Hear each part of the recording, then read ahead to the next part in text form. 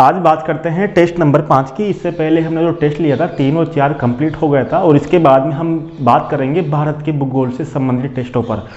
3 और 4 में हमने संविधान से संबंधित जितने प्रश्न पूछे गए पहले के वर्षों में और आपको किस तरह से तैयारी करनी है उसके बारे में हमने आपको विस्तार से बता दिया था।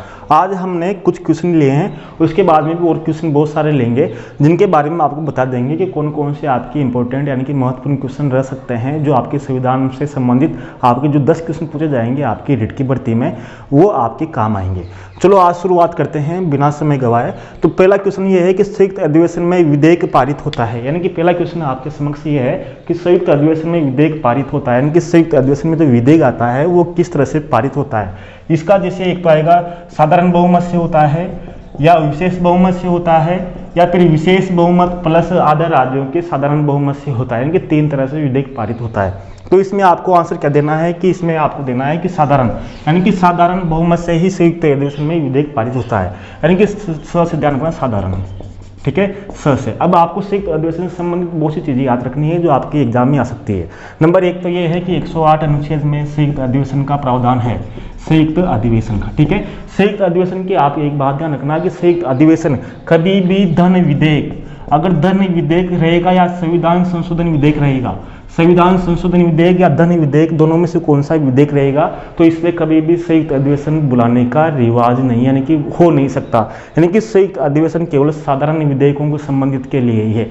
दूसरा आपको एक बात और ध्यान रखना है, जो संयुक्त अधिवेशन है यानी कि आपके जो उपराष्ट्रपति का जो चुनाव होता है वो संसद के सभी सदस्यों के द्वारा होता है।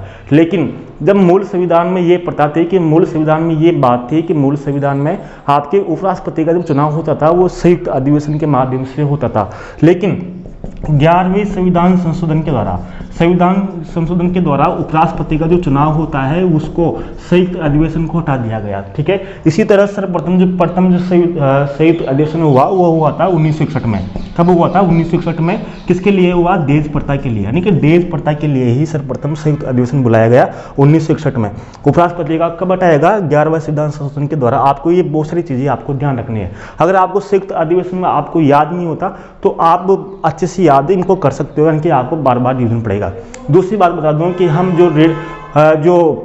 हम बच्चों के लिए हम चाहते हैं कि बच्चों के लिए बहुत विस्तार दें, क्योंकि 3 महीने रह गए। 3 महीने में हम चाहते हैं जैसे हमारे यूट्यूब पर जो वीडियो आते हैं वो उसमें समय लगता है 2 या 3 दिन, क्योंकि हम बहुत बिजी रहते हैं, क्योंकि हमारे व्हाट्सएप जो ग्रुप है उनको लिए टेस्ट लेना, उनको सामग्री देना, सब कुछ देना। व्हाट्सएप ग्रुप वाले भी सोचते होंगे कि सर इतना फ्री में क्यों कर रहे हैं? फ्री में बिल्कुल भी नहीं कर रहे। यूट्यूब वीडियो से जितनी भी इनकम होती है पूरी की पूरी आपके टेस्ट सीरीजों के ऊपर ही खर्च होती है।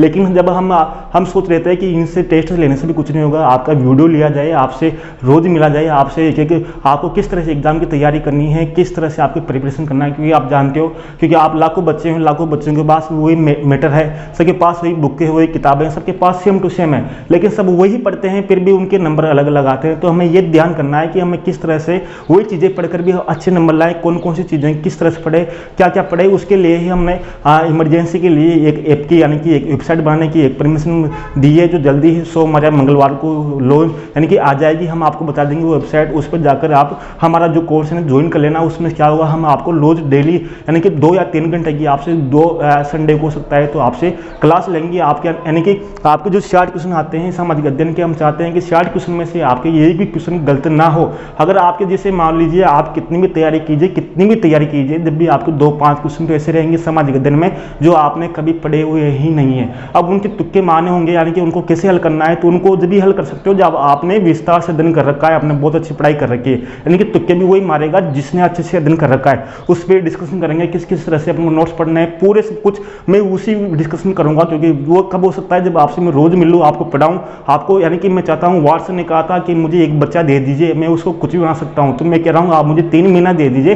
3 महीने में आपकी सामाजिक अध्ययन की तैयारी मैं कैसे भी करा सकता हूँ पूरी जी जान से, यानी कि। लेकिन उसके लिए आपको अगर जैसे 2-3 लाख 3-4 लाख खर्च होते हैं एक ऐप बनाने के लिए, वेबसाइट बनाने के लिए बहुत खर्च होता है, क्योंकि हमारा कोई ना तो कोचिंग संस्थान है, न खोलेंगे कभी भी कुछ नहीं खोलेंगे। लेकिन बच्चों के लिए सोचा कि हाँ इसमें अब 2-3 लाख खर्च हो रहे हैं तो बच्चों से 200-500 रुपये लेने ही पड़ेंगे उसके कोर्स ज्वाइन कराने के लिए। लेकिन जैसे भी हम बहुत कम कीमत रखेंगे, यानी कि हाँ आपका ही कोर्स रहेगा हमारी तरफ से, उसमें से कुछ भी नहीं रहेगा, जो दोगे आपका ही रहेगा। यानी कि हमारा बस इस बार टारगेट यही है कि इस वाला जो फर्स्ट पेज है हमारे यूट्यूब का और फर्स्ट लाइफ का फर्स्ट ये मान लीजिए हमारा जीवन का, जिसमें हम पहली बार रिट के अभ्यर्थियों के लिए ये क्लास चला रहे हैं, उसके पहले कभी नहीं चलाए। और फर्स्ट बैच में हम चाहते हैं कि हमारी कोर्स से लगभग आगे आपकी 10,000 सीटें आती है सामाजिक अध्ययन की, तो 10,000 में से लगभग बहुत सारे बच्चे हम मेरे यानी कि मैं अपनी ऊपर नहीं ले सकता, आपकी मेहनत से आप पूरे सीटें निकाल सको, उसकी हेल्प मैं आपके कर सकूं।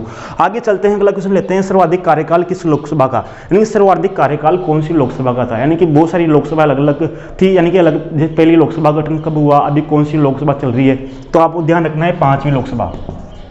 5वीं लोकसभा का सर्वाधिक कार्यकाल था। अगर आपसे पूछ ले, इसी तरह आपसे पूछ सकता है कि कौन सी पंचवर्षीय योजना, देखिए आपके पंचवर्षीय योजनाएं 5 वर्ष के लिए बनती थी। पंचवर्षीय योजनाओं का जो सुझाव लिया था जवाहरलाल नेहरू ने सोवियत संघ यानी कि रूस से, सोवियत संघ से लिया था।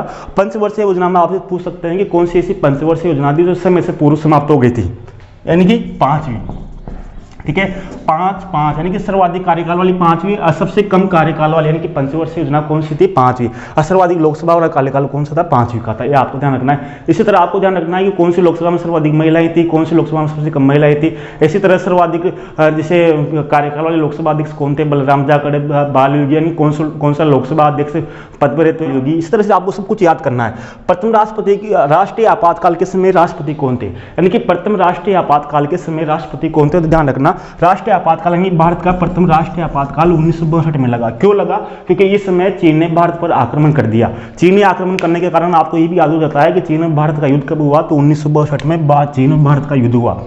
राष्ट्रीय आपातकाल भारत के राष्ट्रपति के पास 3 तरह की राष्ट्रीय आपातकालीन शक्तियां होती है, अनुच्छेद 352, अनुच्छेद 356, अनुच्छेद 366। 366 की जो वित्तीय आपातकाल की जो शक्ति है 366 की, तो वो आज दिन तक प्रयोग में नहीं ली गई है, ठीक है। आपको ध्यान रखना है कौन सा आपातकाल अभी तक राष्ट्रपति ने नहीं लगाया, तो 366 वाला अभी तक नहीं लगाया। और जो प्रथम राष्ट्रीय आपातकाल 1962 में लगाया राष्ट्रपति ने, तो उस समय जो राष्ट्रपति थे सर्वपल्ली राधाकृष्णन थे।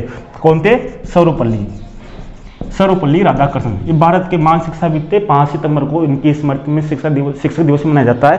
ये प्रथम भारतीय भी थे सर्वपल्ली राधाकृष्णन, जिनको भारत रत्न दिया गया था। ऐसे तो 3 जने थे जिनको भारत रत्न दिया गया एक साथ, लेकिन इनको पहला नाम इनका लिया जाता है सर्वपल्ली राधाकृष्णन का। इस तरह से आपको क्वेश्चन बनाने हैं पूरे। अगला है कि अंडमान निकोबार किस उच्च न्यायालय के न्यायालय के अधीन आता है, यानी कि आपके जैसे मान लीजिए आपके कुछ आपके 28 राज्य हैं और 7 केंद्र शासित, यानी कि अभी 8 केंद्र शासित प्रदेश है, पहले 9 थे, अब कितने रह गए 8, तो 8 केंद्र शासित प्रदेश है, 28 राज्य हैं। तो 28 राज्यों के लिए और 8 केंद्र शासित प्रदेशों के लिए सबके लिए अलग अलग उच्च न्यायालय होना चाहिए, लेकिन आपके 24-25 उच्च न्यायालय। तो अब उन जो बचे हुए हैं तो किसके अधीन है, तो इस तरह से आपसे पूछ सकते हैं कि अंडमान जो निकोबार द्वीप समूह है, तो यानी कि केंद्र शासित प्रदेश है, तो वो किसके अधीन, किस उच्च न्यायालय के अधीन आता है, तमिलनाडु के अधीन आता है, केरल के अधीन आता है, या आप कलकत्ता के अधीन आता है। ध्यान रखना कि कौन से उच्च न्यायालय के अंतर्गत, कलकत्ता उच्च न्यायालय के अंतर्गत, कलकत्ता। अब कलकत्ता कैसे याद करोगे, कलकत्ता इस तरह से याद करोगे कि जो अंडमान निकोबार द्वीप समूह है वो पहले काला पानी के नाम से जाना जाता था, यानी कि पहले अंग्रेजों के समय अगर किसी बंदी को काले पानी की सजा दी जाती थी तो उसका मतलब ये था कि उस कैदी को अंडमान निकोबार द्वीप समूह पर भेज दिया जाता था। तो इसी पर वीर सावरकर को भेजा गया, जहां पर उसने कहा था कि 1857 की प्रथम स्वतंत्रता संग्राम किसने कहा था, वीर सावरकर ने कहा था। तो अंडमान निकोबार में काला पानी यानी कि ध्यान रखना काला कलकत्ता यानी कलकत्ता उच्च न्यायालय के अंतर्गत अंडमान निकोबार द्वीप समूह आता है, ये आपको ध्यान रखना है।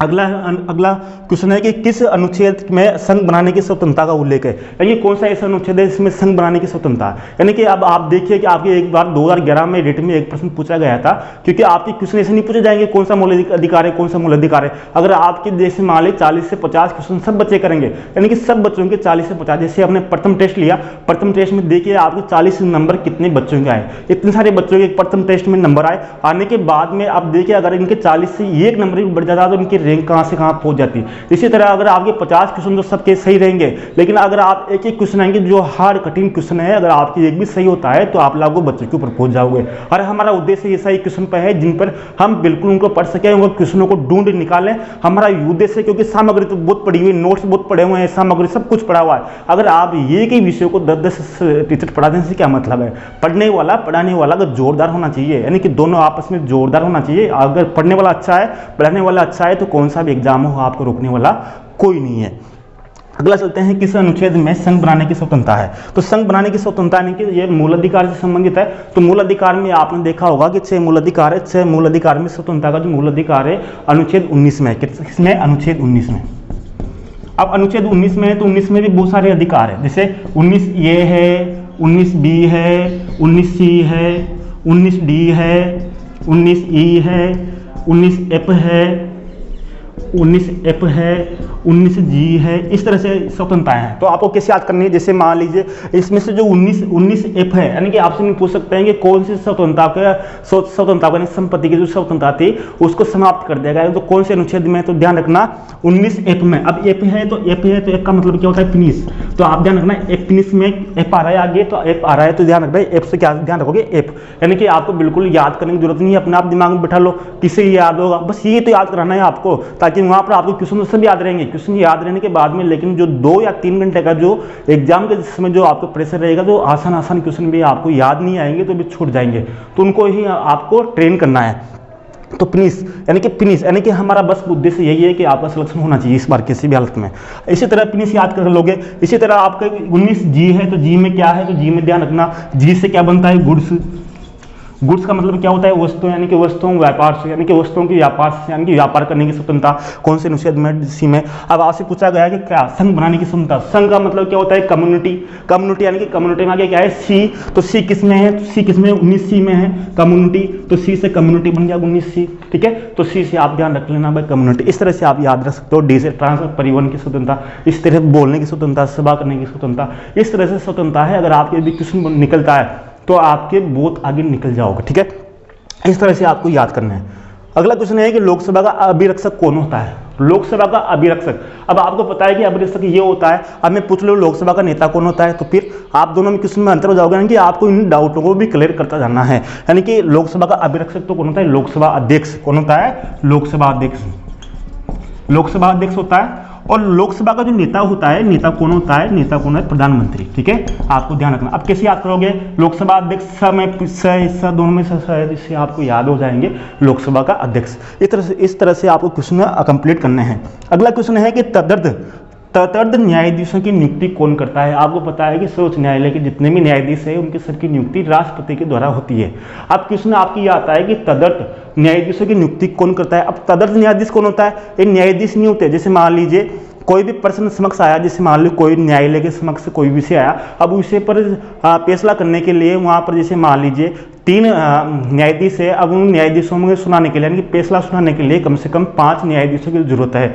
अब 5 न्यायाधीशों की जरूरत है, 2 न्यायाधीश कम पड़ रहे हैं, 3 ही हो रहे हैं, तो 2 न्यायाधीशों को नियुक्ति, यानी कि जैसे उच्च न्यायालय है या कहीं वकील है, वरिष्ठ अधिवक्ता है, तो उनको कुछ समय के लिए सर्वोच्च न्यायालय में यानी कि उच्चतम न्यायालय में नियुक्त कर दिया जाता है। तो उनको कुछ समय के लिए नियुक्त कर दिया जाता है, यानी कि जैसे वो फैसला हो जाता है, वो फैसला कंप्लीट हो जाता है, तब इनके कार्यकाल भी समाप्त हो जाता है। अगर चाहे तो इनका कार्यकाल परमानेंट भी कर दिया जाता है। तो इन तदर्थ न्यायाधीशों की नियुक्ति कौन करता है, तो ध्यान रखना इनकी नियुक्ति कौन करता है, राष्ट्रपति नहीं करता, ठीक है। आपकी नियुक्ति मत होना, इनकी नियुक्ति कौन करता है, मुख्य न्यायाधीश करता है, सर्वोच्च न्यायालय का मुख्य न्यायाधीश। जिस तरह से आपको पता है कि सर्वोच्च न्यायालय का जो मुख्य न्यायाधीश है उसकी नियुक्ति राष्ट्रपति करता है, लेकिन आपको ध्यान रखना है कि जो अन्य न्यायाधीश है, सर्वोच्च न्यायालय के अन्य न्यायाधीश, उनकी नियुक्ति कॉलेजियम की प्रथा है। पहले इसके कॉलेजियम से पहले राष्ट्र नियुक्ति आयोग भी बनाया गया था, लेकिन सुप्रीम कोर्ट ने उसको असंवैधानिक करार दे दिया था।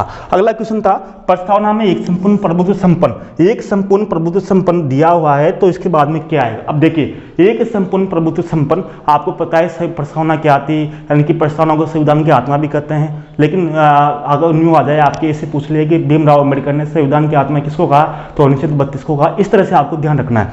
अब इसमें पूछा गया कि एक संपूर्ण प्रभुत्व संपन्न के बाद में क्या आएगा, यानी कि आपके समाजवादी आएगा या पंथ निरपेक्ष आएगा, ठीक है। 2 शब्द है, ठीक है।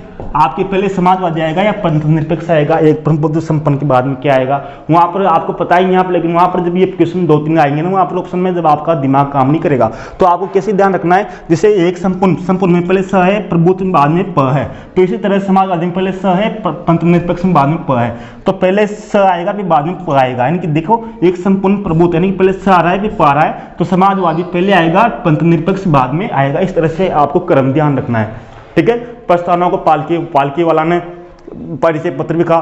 हम आपको शनिवार या संडे या सोमवार या मंगलवार तक हम आपको वेबसाइट बता देंगे, आपको लिंक डाल देंगे, आपको व्हाट्सएप भेज देंगे, उस पर आप ज्वाइन कर लेना। आपको उस पर मैं डेली यानी कि आपको ज्वाइन करने के बाद में 2-5 दिन में आपको वो ऐप आएगा, वो आपकी वहाँ आपके मोबाइल में इंस्टॉल हो जाएगा उस वेबसाइट के माध्यम से।